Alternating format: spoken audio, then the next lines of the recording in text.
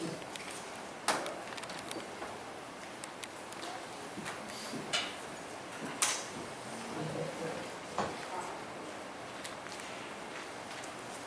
A very good morning to all. Session Chair and Summit Chair, Professor Chattopadhyay, Professor Mithil on dais, and other distinguished dignitaries, and some of my colleagues. First, I would like to thank ICC for organizing such a conference, and also Professor Chattopadhyay has deliberated on the need of this conference and why it is supposed to be different. Also, my thanks for inviting me to speak here. We are talking about globalization of education, or a globalized education forum, as we have been mentioned by ICC. Globalization, in my opinion, is nothing new. It was there since people was there. Probably much before written history or any kind of science has documented the existence of human being, globalization was there. So it's nothing new, but every time as we pass on to the ages of history, we need to relook at it and find relevance and find ways and means to better that. I'm not going to give you statistics, I'm not going to give you points, because all of you are so learned, you don't need to know from me. But I would like to, because this is a very august audience, I would like to share with you some of my experiences and some of my concerns. Maybe through your good offices, some changes we can bring, and we can make some real look to how to benefit our great country. I am sure, or may I take the concurrence of the House and my chair, that here we are primarily focusing more on the issues how India can take advantage of this phenomenon called globalization of education or internationalization of education. Thereby, understanding that phenomenon so as to make our future human resource future ready. In this, we need to understand India first, because India is a very unique country. If I say so, everybody will agree. But I don't know why will you agree with me. I have started understanding why it is unique. India is not unique because India has a very old, rich, 5,000-year-old history or culture. No. Egypt also has. You want to become another Egypt? Iraq also has. Do you want to become another Iraq? India is unique because of its present situation. It's not because of history and culture. Every country has history and culture. What we have is quite different, which other countries do not have. Why? Primarily, most of the countries are formed on the basis of either religion or language. India is a multilingual secular country. It is also a federal state. All these factors has strong bearing on how we prepare our age. India is also a largely agrarian country, agrarian society. Agriculture still rules the roost. It's the major source of economy for most of us in India. That's why we have a lot of difficulties, and we also must look into these difficulties and eradicate them. Otherwise, our globalization will be only skin deep. We will not change genetically. It will not be an organic development for making our human resource future ready. What are the difficulties we face and how to make that?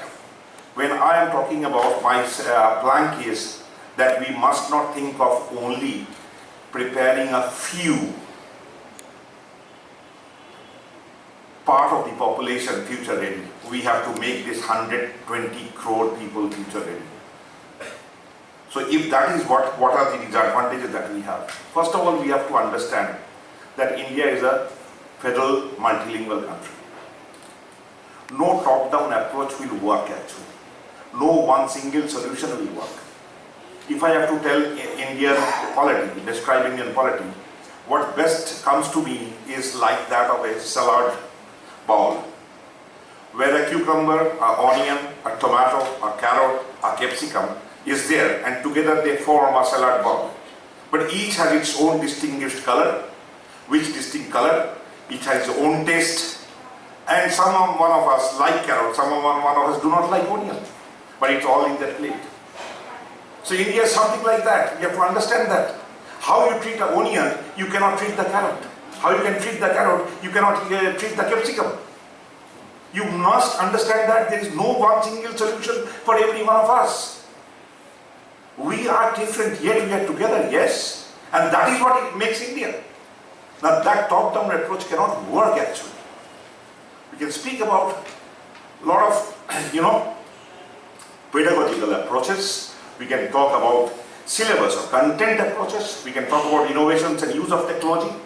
We can try to find out similarities and dissimilarities that exist in this modern world today between various countries.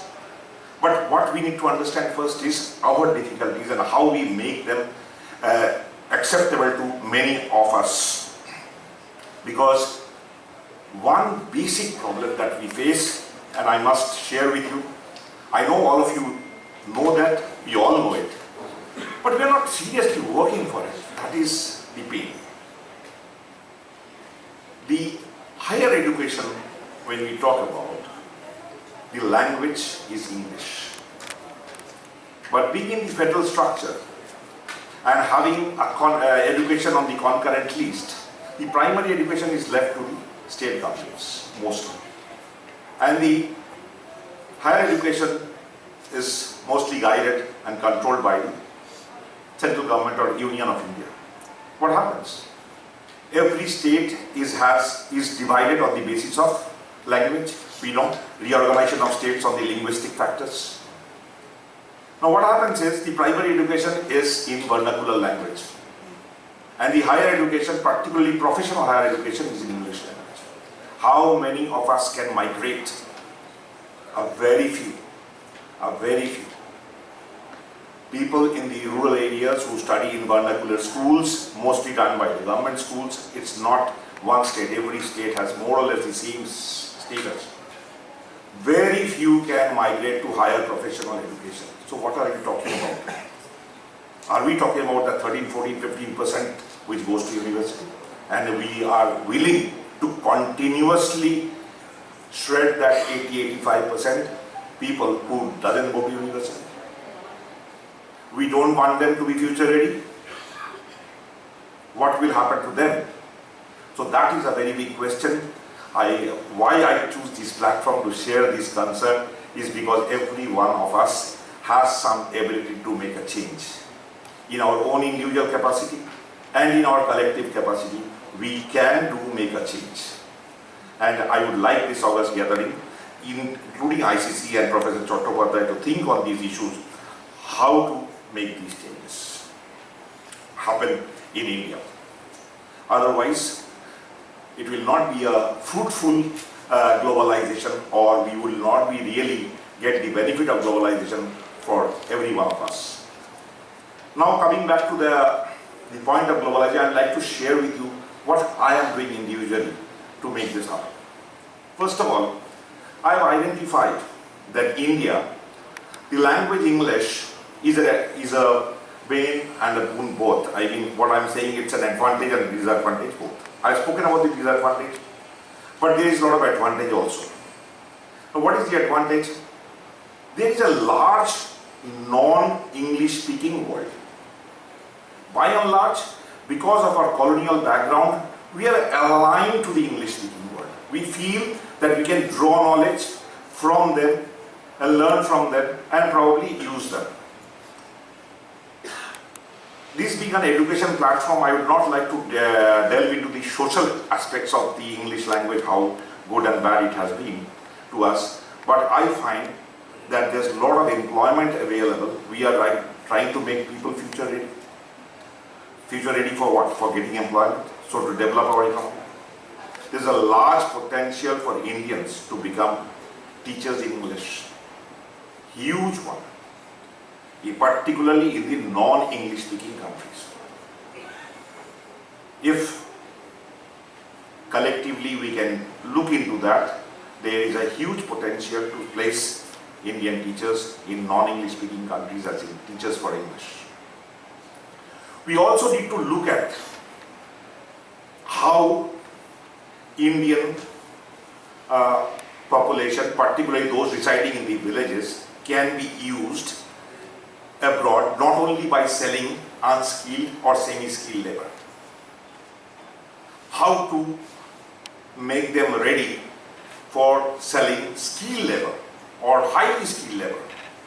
One such area I am working on is yoga. We have very recently started a platform called Saraswati Yoga Mandir, and we are partnering with universities abroad, and we are sending Indian teachers to teach foreign students yoga. Now in yoga, why I am mentioning this, yoga is nothing new to any one of us, everybody knows. What I am trying to help is, in yoga, in training yoga, you don't need to be a master in English.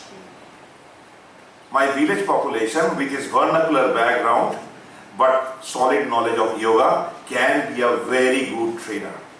And why I am saying non-English speaking countries? Because English is not required there. You can learn that language, or you can try and use your own language and body language.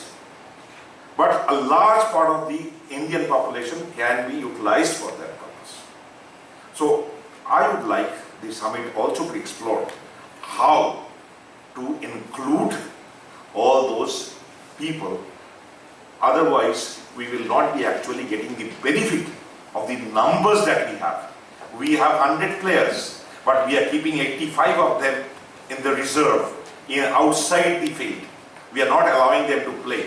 So that is what we should look into, and once we look into that and we can find a solution to that, I think we will be, because we have knowledge, there's no doubt, we know what to do, but we are leaving a large part of our strength behind. Coming to preparing the people for globalized environment, I would like to identify them, the requirement into three areas firstly. First is knowledge, as we know. Knowledge is required, and Professor Chattopadhyay has also delved into the fact that you need to have the skill to apply that knowledge. But if I think like this, that knowledge is like the ink of a pen. If you do not have the ink, you cannot write. And if I compare the skill as the nib of the pen, if you don't have a proper, appropriate, clean nib, it doesn't write. So, but suppose you have a very good pen, a very sharp nib, and full of ink, and I give you a piece of paper, can you write if you don't know the language? So the nib and the ink in itself is not appropriate.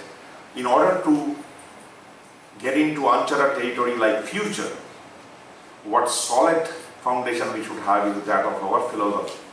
The philosophical ambience must be there. The philosophical richness, people should also be made philosophically rich in order to utilize this phenomenon called globalization. With this, I sincerely hope that today's summit will bring in a lot of new ideas and excite all of us, those who are involved in education and globalization, to do more about bringing India on the leadership role. India still is an importer of education, but India is gradually moving to becoming an exporter of education. It's already been, and I look forward that India will one day become a net exporter of education rather than importing education. But for that, we have to look into our own self. We cannot look outside and find the solution to make us the leader. The leadership should come from within.